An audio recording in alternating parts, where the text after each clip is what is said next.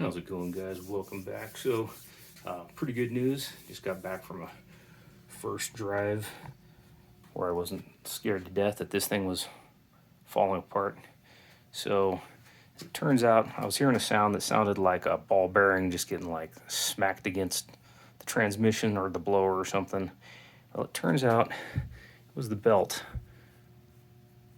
Looks loose as heck, doesn't it? Well, this is cold, and it's just about perfect once it's hot because of aluminum heads growing so much. So was getting ready to dig into the transmission, and kind of glad I didn't because it was just that belt.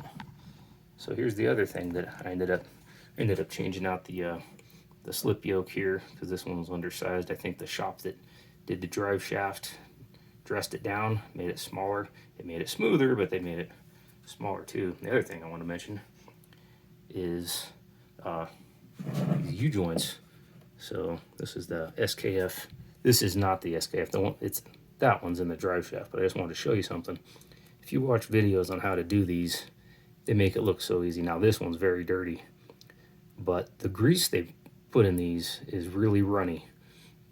And if you do like they do in the installation videos where they make it look so easy, I'll tell you what, guys, it took me 3 hours, over 3 hours, to change out the U-joint. So it's not just you if you're not a super genius at this stuff, and I'm not.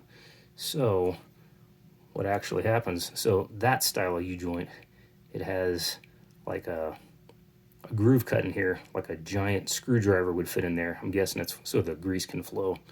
Well, one of these little roller bearing things there, the needle bearings, popped out, and it situated right in that groove so that there was just a few thousandths so that it wouldn't go in.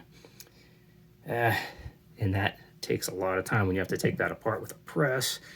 So the take-home point is don't use a hammer if you can avoid it. I still had to. But the other thing is, if you can find some grease like this, and this is actually, you can see how it's almost wax. And it's actually really old grease that sat in a grease gun for a whole bunch of years, and now it's like magic. So anyways, that's my story for today. Hope you guys are having a good one, and I'll probably end up getting the drive shaft balance.